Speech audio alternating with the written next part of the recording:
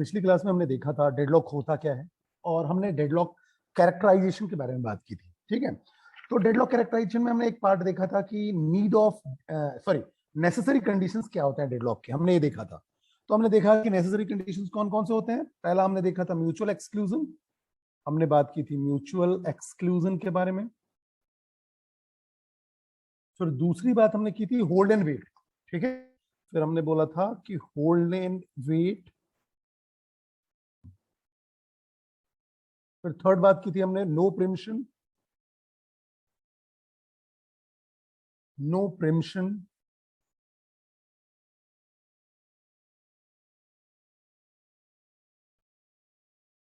और फोर्थ था आपका सर्कुलर वेट।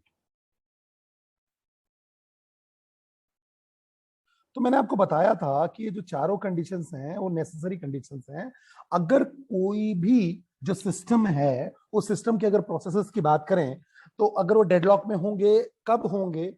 अगर ये चारों कंडीशन फुलफिल हो रहे होंगे। मींस आप एक कह सकते हैं deadlock can arise if these four conditions hold simultaneously in a system. ठीक है, तो डेडलॉक हो सकता है। ठीक है, और मैंने आपको ये भी बताया था कि these four conditions are not truly independent. Independent नहीं है, डिपेंडेंट है। मैंने आपको दिखाया था कि सर्कुलर वेट की अगर बात करते हो includes hold in wait conditions also. ठीक है, तो ये आपस में डिपेंडेंट है, इंडिपेंडेंट नहीं है। ठीक है, आज हम आगे की बात करेंगे, बच्चे बच्चे इसी के जस्ट आगे की बात करेंगे। ठीक है, हम कैरेक्टराइज चाहते हैं तो वो आपका है रिसोर्स एलोकेशन ग्राफ। ठीक है, मैंने आपको पिछली क्लास में भी थोड़ा सा हिंट दिया था कि रिसोर्स एलोकेशन ग्राफ होता। ठीक है, तो अगर डेडलॉक को आप क्या करना चाहते हो, प्रिसाइजली डिस्क्राइब करना चाहते हो। ठीक है, आप डेडलॉक को कहना चाहिए प्रिसाइजली डिस्क्राइब करना चाहते हो तो उसको आप डिस्क्राइब कैसे करते हो? किसी डायरेक्टेड ग्राफ के टर्म में डिस्क्राइब करते हो। ठीक है, तो अगर देखें बेटा तो आज डेडलॉक कैरेक्टराइजेशन में आज हम रिसोर्स एलोकेशन ग्राफ की बात करेंगे। क्यों? क्योंकि हम डेडलॉक डिस्क्राइब करना चाहते हैं और डिस्क्राइब करने के लिए आप किसको यूज करते हो? रिसोर्स एलोकेशन ग्राफ, या आप इसी को बोलते हो RAG। ठीक है, तो बात को समझते हैं। जो आपका डेडलॉक है उसको मैंने आपको बताया कि deadlock can be describe more precisely in terms of directed graph, और उसको हम क्या बोलते हैं? Resource allocation graph, that is called RAG। ठीक है, तो अगर देखो तो RAG को अगर हम बात करें तो RAG को हम ऐसा बता सकते हैं कि इट इज अ ग्राफ। ठीक है क्या? ग्राफ है।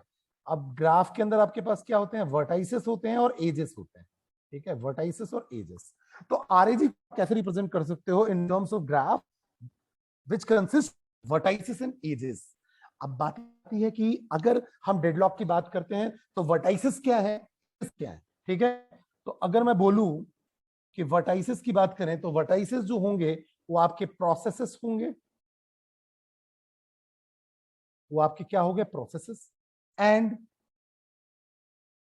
रिसोर्सेस। रिसोर्सेस, ठीक है, आप इसको प्रोसेसेस वर्टाइसेस भी बोल दो या वर्टेक्स बोल दो। तो प्रोसेसेस वर्टेक्स और रिसोर्सेस रिसोर्सेस वर्टेक्स। ठीक है, अब देखो तो अब अगर हम बात करें वी और ई की, वर्टेक्स की बात करें, ठीक है, तो RAG क्या हो गया? रिसोर्स एलोकेशन ग्राफ, जिसके अंदर क्या होंगे? वर्टेक्स होंगे, एजेस होंगे। मतलब आप इसको कैसे रिप्रेजेंट कर सकते हो? वर्टेक्स और एजेस के टर्म में रिप्रेजेंट कर सकते हो। वर्टेक्स क्या है? वर्टेक्स जो होते हैं वो आपके प्रोसेसेस होते हैं और रिसोर्सेस होते हैं। दूसरी बात करें तो ये कहलाता है आपका ए। जो एजेस क्या है? जो आप बात करते हो एलोकेशन की, रिसोर्स एलोकेशन की या सोर्स रिक्वेस्ट की। ठीक है, तो आप इसको बोल सकते हो एलोकेशन एज या रिक्वेस्ट एज। ठीक है, दो चीजें आप बोल सकते हो। ठीक है, एलोकेशन एज या रिक्वेस्ट एज। तो मुझे ये बात समझ में आ गई बेटा कि हमारे पास जो वर्टेक्स हैं वो आपका क्या है? प्रोसेस और रिसोर्सेस। एजेस जो हैं वो आपके क्या है बेटा? एजेस जो हैं वो आपके एलोकेशन एज हैं और रिक्वेस्ट एज हैं। चलिए, अच्छी बात है। ठीक है, अगर मैं इसको डायग्रामेटिकली समझने की कोशिश करूं बेटा, तो मैंने आपको पिछले क्लास में भी एग्जांपल दिया हुआ था कि अगर देखो R1 जो है वो रिसोर्स है जो कि P1 ने होल्ड किया हुआ है। होल्ड किया है मतलब इसको एलोकेटेड है, P1 को एलोकेटेड है।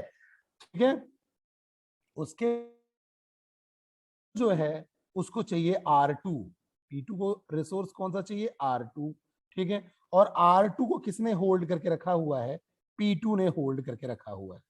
R2 को किसने होल्ड करके रखा है, P2 ने होल्ड करके रखा है। तो यहां देखो, अगर मैं इसको बोलूं कि ये होल्ड वाली कंडीशन है, H बोल दूं होल्ड, या इसको मैं बोलूं तो एलोकेशन एज है, AE, क्योंकि देखो इसको हम एज बोलते हैं, ये आपका एज हो गया, ये आपका क्या है, एज हो गया। ये कौन सा एज है, एलोकेशन एज है। ये क्या बताता है कि P1 के पास R1 है, P1 को R1 एलोकेटेड है, ठीक है। अब यहां क्या है, अगर आप देखो तो इसने क्या किया हुआ, रिक्वेस्ट किया हुआ है, ठीक है। तो ये क्या कहलाएगा, रिक्वेस्ट एज। ये आपका क्या हो गया, रिक्वेस्ट एज हो गया। क्यों रिक्वेस्ट एज है, क्योंकि P1 ने P1 को R2 चाहिए, ठीक है। और R2 किसके पास एलोकेटेड है, तो ये आपका होल्ड या एलोकेटेड एज है, ठीक है, जो क्या है आपका P2 को। तो R2 किसको एलोकेटेड है, P2 को, ठीक है। यहां जब आप रिक्वेस्ट करते हो दैट इज कॉल्ड वेटिंग, क्या बोलते हो, W भी आप बोल सकते हो। तो बट ओबीएस से आपको ये बात अब समझ में आ गई कि जो एलोकेशन है इसका मतलब ये हुआ, अगर रिसोर्स का डायरेक्शन, रिसोर्स का एरो का डायरेक्शन अगर प्रोसेस की ओर होता है तो उसको हम बोलते हैं एलोकेशन एज। ये देखो आपका एलोकेशन, या उसको हम एलोकेशन बोलते हैं कि हाँ ये रिसोर्स उस पर्टिकुलर प्रोसेस को एलोकेटेड है। अगर प्रोसेस से रिसोर्स की ओर एरो होता है, जैसा कि आप देख रहे हैं कि यहाँ आपके पास प्रोसेस का जो एरो है, यहाँ ये देखो, यहाँ प्रोसेस का एरो किसकी ओर है, रिसोर्स की ओर है। इसका मतलब आप रिक्वेस्ट कर रहे हो, that is called request edge. ये आपका क्या हो गया, रिक्वेस्ट एज हो गया, ठीक है। अब अगर हम बात करें प्रोसेस वर्टेक्स की, ठीक है, प्रोसेस वर्टेक्स और रिसोर्स वर्टेक्स, एजेस तो हमने समझ में आ गया, एजेस हमें समझ में आ गया, वर्टेक्स की बात करते हैं। तो प्रोसेस वर्टेक्स की बात करें तो देखो P1 प्रोसेस है, P2 प्रोसेस, क्या आपका प्रोसेस वर्टेक्स हो गया, क्या आपका प्रोसेस वर्टेक्स हो गया। रिसोर्स वर्टेक्स को रेक्टेंगल में आप डिनोट करते हो, ये R1 और R2 हो गया, और प्रोसेस को आप सर्कल में डिनोट करते हो, ठीक है। इज दैट क्लियर, क्लियर और नॉट, यस और नो, बोले Yes, बच्चे, sir. ठीक है। तो बड़ा ही सिंपल सा। दूसरी बात करें, सेकेंड पॉइंट ये बात आती है कि जो प्रोसेस है will be represented as circle, ठीक है। सर्कल जैसा दिखे ना दिखे, ये समझ लेना कि सर्कल है। तो P1 देखो, अगर प्रोसेस है तो हम सर्कल में रिप्रेजेंट करेंगे, ठीक है। ये थोड़ा सा अच्छा बन गया। ये P2 जो है वो देखो आपका सर्कल में रिप्रेजेंट हो रहा है, तो ये प्रोसेस है। तो processes will be represented in the in sorry processes will be represented as circle, ठीक है। तो प्रोसेस को रिप्रेजेंट करने के लिए आप सर्कल सिंबल यूज करते हो, चलो ठीक है।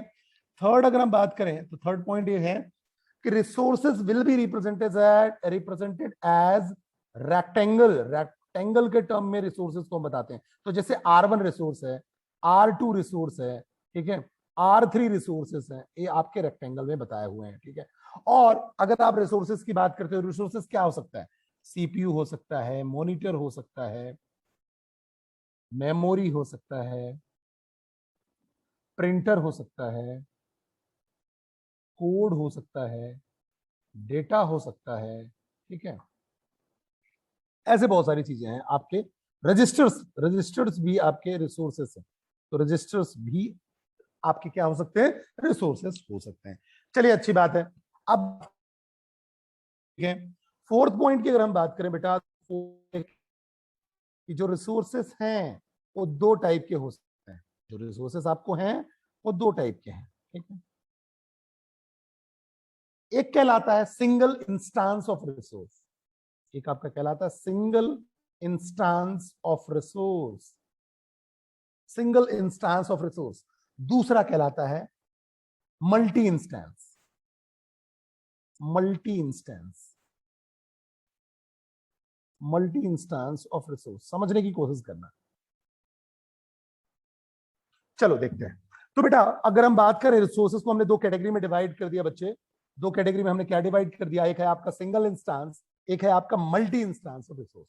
अगर मैं सिंगल इंस्टेंस की बात करता हूं, इसका मतलब रिसोर्स के एक ही इंस्टेंस पॉसिबल है, ठीक है। जैसे मैं आपको बताऊं एक ही इंस्टेंस का मतलब क्या हुआ। अगर मैं इन जनरल बात करता हूं, इन जनरल, तो एक कंप्यूटर में कितने सीपीयू होते हैं बताओ, एक कंप्यूटर में कितने सीपीयू होते हैं। इन जनरल बात कर रहा हूं, एक सीपीयू होता है, ठीक है। आजकल तो हमारे पास क्वाड कोर है, मल्टी कोर, हमारे पास मल्टी कोर ऑपरेशंस हैं और मल्टी प्रोसेसर सिस्टम्स हैं, मैं मान लिया, लेकिन मैं इन जनरल बात करता हूं तो मेरे पास एक सीपीयू होता है, एक मॉनिटर होता है, इजंट इट? ऐसा है या नहीं है? Yes sir. ठीक है, उसको हम बोलते हैं सिंगल इंस्टेंस, बिकॉज सीपीयू का एक ही इंस्टेंस है बेटा, सीपीयू का एक ही इंस्टेंस है, समझना, मॉनिटर का एक ही इंस्टेंस है। What is multi instance of resources? Multi instance का मतलब क्या होता है? मल्टी इंस्टेंस का मतलब क्या बोल रहे हो बेटा? अब यहाँ पे सर वो एंड करके, बट वो हमने इनिशियलाइज कर दी ना। अगर मैं मल्टी इंस्टेंस की बात करता हूं तो मल्टी इंस्टेंस का मतलब क्या हुआ बेटा? मल्टी इंस्टेंस का मतलब ये हुआ कि आप क्या करना चाह रहे हो, एक रिसोर्स तो एक ही है लेकिन मल्टीपल इंस्टेंसेस है। जैसे अगर मैं आपको बताऊं, अगर आप नेटवर्क में हो, अगर आप नेटवर्क की बात करते हो, अगर आप नेटवर्क में हो और नेटवर्क में 5 प्रिंटर्स हैं, समझना मेरी बात को, 5 प्रिंटर्स हैं, 5 प्रिंटर्स की बात कर रहे हैं, ठीक है, 5 प्रिंटर हैं, आप 5 में से किसी को भी यूज कर सकते हो या नहीं कर सकते हो? अगर आप नेटवर्क में हो और 5 प्रिंटर है, 5 में से 5 प्रिंटर यूज कर पाओगे या नहीं कर पाओगे? बोलिए बच्चे। कर सकते हैं। ठीक है, लेकिन आप रिसोर्स कितने बोलोगे? रिसोर्स कितने हैं? रिसोर्स कितने हैं? एक। क्यों ऐसा मैं बोल रहा हूं, रिसोर्स एक क्यों बोल रहा हूं, समझने की कोशिश करो बेटा। ऐसा है कि सपोज दैट अगर कोई प्रोसेस आता है, वो प्रोसेस एक सिंगल टाइम पे 5 के 5 प्रिंटर को यूज कर पाएगा या नहीं कर पाएगा? पांचों को यूज कर सकता है कि केवल एक प्रिंटर को? एक को। केवल एक को। तो रिसोर्स तो एक ही है बेटा, रिसोर्स एक ही है, इंस्टेंसेस डिफरेंट है, इंस्टेंसेस मल्टीपल है, मल्टीपल इंस्टेंसेस है, ठीक है। तो बट ऑब्वियस है, यहां मैं समझ में आ गई कि जो मल्टी इंस्टेंसेस की बात कर रहे हैं या मल्टीपल इंस्टेंसेस की बात कर रहे हैं, इसका मतलब रिसोर्स तो एक ही है। एक प्रोसेस आएगा, एक प्रिंटर को वो एक्वायर करेगा, दूसरा प्रोसेस आएगा, दूसरे प्रिंटर को एक्वायर करेगा, तीसरा प्रोसेस आएगा, तीसरे को करेगा, लेकिन एक टाइम पे एक प्रोसेस तो एक ही प्रिंटर को एक्सेस कर सकता है। तो रिसोर्स तो एक ही हुआ, इंस्टांसेस डिफरेंट हो गए, ठीक है। वैसे ही अगर मैं बात करूं रजिस्टर्स की, सेकंड बात करता हूं रजिस्टर्स की, ठीक है। आपके पास जो रजिस्टर्स हैं वो RE1, RE2, RE3, ऐसे आपके पास डिफरेंट रजिस्टर्स हो सकते हैं, ठीक है, n रजिस्टर्स आपके पास हो सकते हैं, ठीक है। लेकिन रिसोर्स आप बोलोगे तो कितने रिसोर्स है बताओ मुझे, रिसोर्स कितने हुए? केवल एक। रिसोर्स तो एक ही है, जिसको हम क्या बोलेंगे, रजिस्टर, ठीक है। क्योंकि जो एक प्रोसेस है एक टाइम पे क्या करेगा, एक ही रिसोर्स को एक्वायर कर पाएगा, लेकिन इसके multiple instances. Is that clear to all of you, yes और नो? क्लियर है? Yes sir. ठीक है। अब अगर मैं सिंगल इंस्टांसेस की बात करूं तो सिंगल इंस्टांसेस को रिप्रेजेंट करने का तरीका मैं आपको बताता हूं। जैसे R1 है, ठीक है, तो R1 बोला मैंने, ठीक है। अब यहां पर मैंने एक सिंगल डॉट लगा दिया बेटा, सिंगल डॉट लगाया तो ये सिंगल इंस्टांस हो गया। R2 बोला मैंने, अरे अब क्या है बेटा, सिंगल इंस्टांस है, ठीक है। फिर उसके बाद अगर मैं चाहूं तो इसको ऐसा भी डिनोट कर सकता हूं, R1 आप नीचे लिख दो, ठीक है, R2 रिसोर्स के नीचे R2 लिख दो, ठीक है, और इसके अंदर बस क्या कर दो, एक एक डॉट लगा दो, ये आपका सिंगल इंस्टांस हो गया, ठीक है, ये आपका सिंगल इंस्टांस हो गया। सिंगल इंस्टांस का मैंने आपको एग्जांपल बता दिया, जैसे कि आपका क्या हो गया, मॉनिटर, सीपीयू, ठीक है। तो इन जनरल मैंने बात कर ली, मॉनिटर हो गया, सीपीयू हो गया, ये आपके सिंगल इंस्टेंस वाले हो गए। मल्टीपल इंस्टेंसेस की मैंने बात की, तो मल्टीपल इंस्टेंसेस में आपके पास क्या हो गया, जैसे प्रिंटर हो गया, रजिस्टर्स हो गए, ये आपके मल्टीपल इंस्टेंसेस हो गए, ठीक है। इंस्टेंसेस मल्टीपल है, आपका रिसोर्स एक ही है, ध्यान रखना, ठीक है। अब इसको आपको रिप्रेजेंट करने का तरीका क्या है बेटा, अगर आप इसको रिप्रेजेंट करना चाहते हो, जैसे दो इंस्टेंस को रिप्रेजेंट करना चाहते हो, तो R1 आपका R1 एक रिसोर्स है, मान लो प्रिंटर, और दो प्रिंटर अवेलेबल हैं नेटवर्क में, दो प्रिंटर हैं, तो बस डबल साइन लगा दो, ठीक है। इसको चाहो तो आप ऐसा भी डिनोट कर सकते हो, R1 और R1 के बाद यहां आपने डबल साइन लिख दिया, डबल डॉट लगा दिया, तो इसका मतलब R1 जो रिसोर्स है उसके डबल इंस्टेंसेस हैं, डबल इंस्टेंसेस हैं, ठीक है। तो ये बात मुझे क्लियर हो गई, ठीक है, यहां तक बात समझ में आ गई, यस और नो? बोलिए बच्चे, क्लियर है? Yes sir. ठीक है, नेक्स्ट पॉइंट की बात करते हैं। नेक्स्ट पॉइंट हमारा ये बोलता है कि आप जो बात कर रहे हो एजेस की, ठीक है, हमने देख लिया वर्टेक्स को कैसे रिप्रेजेंट करते हैं। वर्टेक्स में आपका क्या क्या आया, वर्टेक्स में आपका प्रोसेस वर्टेक्स आया और रिसोर्स वर्टेक्स आया। अगर आप बात करो तो आपने जो वर्टेक्स की बात की, तो वर्टेक्स को भी आप चाहो तो दो कैटेगरी में डिवाइड कर सकते हो। एक आपका हो गया प्रोसेस वर्टेक्स, ये आपको मैंने बता दिया प्रोसेस वर्टेक्स को कैसे रिप्रेजेंट करते हैं, क्या करते हैं। और दूसरा आ गया आपका रिसोर्स वर्टेक्स, ये भी आपने देख लिया, ये रिसोर्स वर्टेक्स की हमने बात कर ली, रिप्रेजेंटेशन भी हमने देख लिया कैसे रिप्रेजेंट किया जाता है। ठीक है, अब हम बात करते हैं रिक्वेस्ट करने, रिसोर्स को रिक्वेस्ट करने की। तो वो एजेस होंगे, हम रिक्वेस्ट किसके थ्रू करते हैं, एजेस के थ्रू करते हैं। तो सबसे पहले मैं बात करूंगा रिक्वेस्टिंग एजेस की। तो अब मैं बात कर रहा हूं रिक्वेस्टिंग एजेस की। ठीक है, तो 5th पॉइंट हो गया रिक्वेस्टिंग एजेस की। ठीक है, अब मैं अगर रिक्वेस्टिंग एजेस की बात करूं बेटा, तो रिक्वेस्टिंग एजेस में क्या आएगा, रिक्वेस्टिंग एजेस क्या होंगे, या अगर सिंपल इसको मैं ऐसा ले लूं, ठीक है, अगर मैं इसको सिंपल एजेस की बात करूं तो एजेस आपका 5th पॉइंट हुआ, और इसको हम ले लेते हैं दो पार्ट में। एजेस कौन कौन से हमारे, एक है रिक्वेस्टिंग एज या रिक्वेस्टिंग एजेस, ठीक है, और दूसरे टाइप के कौन से कहलाते हैं, दूसरे टाइप के हमारे कहलाते हैं एलोकेशन एज। एलोकेशन एज, और उसी को हम बोलते हैं असाइन एज। तो या तो आप इसको एलोकेशन एज बोल दो, या तो आप इसको क्या बोल दो, असाइन एज बोल दो, दोनों एक ही चीज है बेटा। ठीक है, तो अगर हम रिक्वेस्टिंग एज की बात करते हैं, तो जैसे मान लो P1 जो है वो रिक्वेस्ट कर रहा है। ठीक है, P1 ने रिक्वेस्ट किया R1 को। ठीक है, R1 को रिक्वेस्ट नहीं करता, वो ऑपरेटिंग सिस्टम को करता है, लेकिन R1 के लिए रिक्वेस्ट किया। ठीक है, तो P1 ने R1 के लिए रिक्वेस्ट किया, तो देखो एरो का साइन किसकी ओर होगा, R1 की तरफ होगा। ठीक है, तो from the process towards the resources, from the process P1 towards the resources R1, it means P1 is requesting for a resource R1. P1 is requesting for a resource R1. ठीक है, ये resource को request करने का तरीका होता है। ठीक है, अगर मान लो अब अगर R2 रिसोर्स जो है उसके दो दो इंस्टेंसेस हैं, R2 जो रिसोर्स है उसके दो दो इंस्टेंसेस है, सपोज दैट दो इंस्टेंस है। ठीक है, कोई बात नहीं, एक P1 ने इसको क्या कर लिया, रिक्वेस्ट किया, तो P1 ने एक रिक्वेस्ट कर लिया। ठीक है, और एक दूसरा P2 ने रिक्वेस्ट कर लिया। ठीक है, एक P2 ने रिक्वेस्ट कर लिया, तो एक P1 ने रिक्वेस्ट कर लिया, एक P2 ने रिक्वेस्ट कर लिया, बिकॉज दो इंस्टांसेस थे तो दो लोग रिक्वेस्ट कर सकते हैं, तो P1 और P2 ने उसको रिक्वेस्ट कर लिया। ठीक है, तो यहां देखो क्या हो रहा है, from the process P1 towards the resource R2. ठीक है, it means P1 is requesting for a resource R2. P2 की बात करें तो P2 from the process P2 towards the resources R2. ठीक है, P2 is requesting for a resource R2, but there are two instances. That's why यहां दो process एक साथ रिक्वेस्ट कर पा रहे हैं, बिकॉज दो इंस्टांसेस है, ध्यान रखना, तो दो इंस्टांसेस है इसलिए एक साथ रिक्वेस्ट हो पा रहा है। अदरवाइज रिसोर्सेज जो होते हैं वो आपके शेयरेबल नहीं होते हैं, मैंने आपको पिछली क्लास में ही बताया था। ठीक है, सो यहां P1 and P2 is requesting the instances of R2। Point को समझना मैं जो बोलना चाह रहा हूं, P1 and P2 is requested, P1 and P2 ठीक है are requested the instances of R2।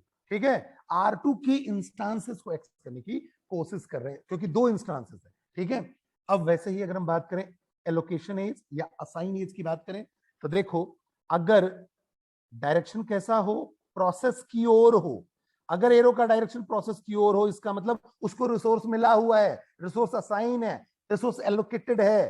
तो देखो अगर हम ऐसी बात करें, R1 जो था एक ही इंस्टेंस है इसके पास, R1 के पास एक ही इंस्टेंस है, तो ये क्या है, यहां समझ में आ रहा है, यहां जो R1 रिसोर्स है it is assigned to P1 और allocated to P1। ठीक है, तो P1 को R1 एलोकेटेड है या असाइन है, ये ध्यान रखना। ठीक है, तो मूविंग टुवर्ड्स द प्रोसेस, यहां एरो का साइन किसकी तरफ है, प्रोसेस की तरफ या P1 की तरफ। so that resource is assigned to the process. That resource means R1 is assigned to the process P1. ठीक है, उसने जब भी रिक्वेस्ट किया होगा इसको मिल गया है, R1 जो रिसोर्स है वो उसको असाइंड है, तो हम इसको असाइन एज या एलोकेशन एज के थ्रू बताते हैं। वैसे ही अगर हम बात करें, ठीक है, तो अगर मान लो मल्टीपल इंस्टांसेस है और हम दो इंस्टांसेस की बात करते हैं, तो अगर मैंने देखा R2 के पास दो इंस्टांसेस हैं, सपोज दैट अगर R2 के पास दो इंस्टांसेस हैं, ये आपका R2 है, ठीक है, ये आपका R2 है, ठीक है, तो दो बार लिखने की भी जरूरत नहीं है, इनफैक्ट आप तो आप क्या क्या लिखना, R2 लिखोगे, just a minute,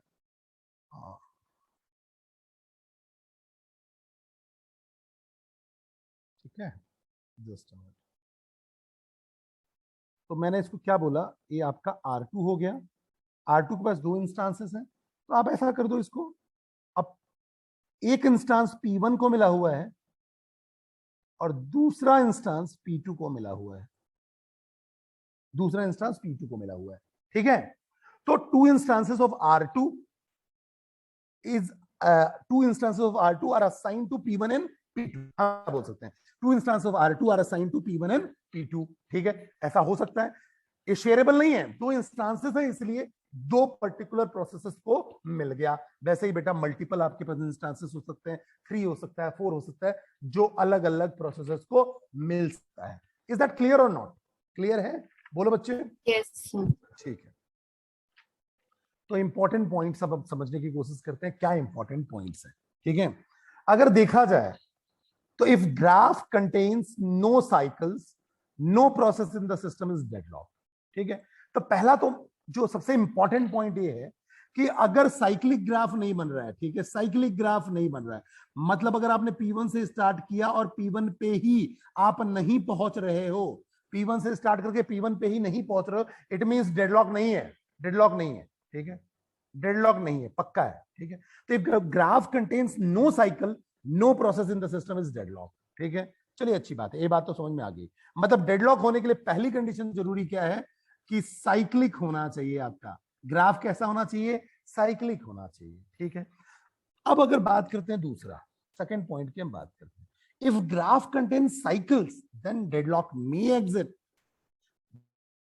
graph contains cycle deadlock may exist, ठीक है। अगर ग्राफ में साइक्लिक ग्राफ बन रहा है, ग्राफ अगर साइक्लिक है तो हम बोल सकते हैं कि डेडलॉक की पॉसिबिलिटीज है।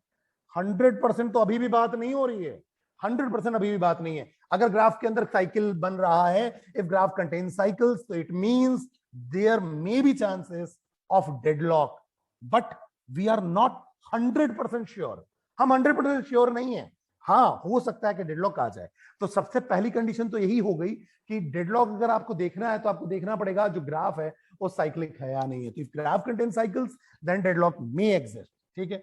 अब बात आगे की है, अगर साइक्लिक है तो इन दोनों से पता चलेगा कि वो आपका डेडलॉक है या नहीं है, क्योंकि साइक्लिक होने के बाद भी इट इज नॉट गारंटी कि डेडलॉक होगा, ठीक है। It is not the sufficient condition for the existence of deadlock. ध्यान रखना कि साइक्लिक हो गया तो डेडलॉक है ही है, नहीं है बेटा, ठीक है। अब कैसे पता चलेगा, तो इन दोनों पॉइंट से क्लियर होगा आपको। तो देखो थर्ड पॉइंट ये बोलता है if it's each resource type has exactly one instance, if each resource type has exactly one instance, her resource के पास अगर एग्जैक्टली एक इंस्टांस हो, then still implies that deadlock has occurred। अगर साइक्लिक है तो डेडलॉक के चांसेस हैं।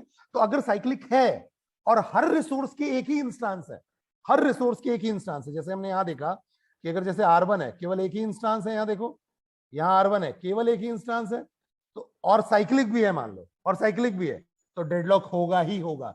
तो if each resource type has exactly one instance then cycle implies that deadlock has occurred. मतलब अगर साइक्लिक है और हर रिसोर्स का एक ही इंस्टांस है तो डेडलॉक होगा ही होगा, ठीक है।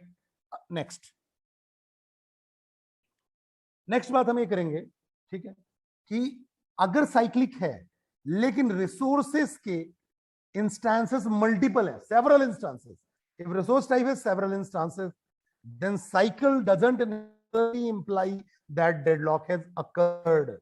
अगर साइक्लिक है लेकिन रिसोर्स के सेवरल इंस्टांसेस हैं तो डेडलॉक की गारंटी नहीं। साइक्लिक होना डेडलॉक की गारंटी नहीं है, लेकिन अगर साइक्लिक था और हर रिसोर्स का एक ही इंस्टांस था तो पक्का है डेडलॉक है। लेकिन साइक्लिक है और मल्टीपल इंस्टांसेस हैं तो डेडलॉक की गारंटी नहीं है। फिर क्या करोगे आप? आपने जो 4 नेसेसरी कंडीशन पढ़े थे, पहला कंडीशन क्या था? पहला कंडीशन था म्यूचुअल एक्सक्लूजन, ठीक है। दूसरा कंडीशन क्या था? Hold and wait, hold and wait, ठीक है। तीसरा हमने क्या पढ़ा था? No preemption, no preemption. Fourth हमने क्या पढ़ा था? फोर्थ हमने पढ़ा था नो प्रिम्पशन के बाद सर्कुलर वेट, सर्कुलर वेट, ठीक है। तो बेटा अगर अब आपको अगर मान लो कि साइक्लिक तो है, साइक्लिक तो है, मान लिया मैंने, लेकिन रिसोर्सेज के सेवरल इंस्टेंसेस हैं, रिसोर्सेज के सेवरल इंस्टेंसेस पॉसिबल हैं, देन आपको ये चारों कंडीशन को चेक करना पड़ेगा बेटा। जब ये चेक करने पे चारों कंडीशन आपके सेटिस्फाइड हो जाएंगे तब आप बोल पाओगे कि हाँ ये डेडलॉक में है। तो ध्यान रखना, जब साइक्लिक है और रिसोर्स के एक ही इंस्टांसेस हैं देन डेडलॉक की कंडीशन देन पक्का है कि वो सिस्टम डेडलॉक में है।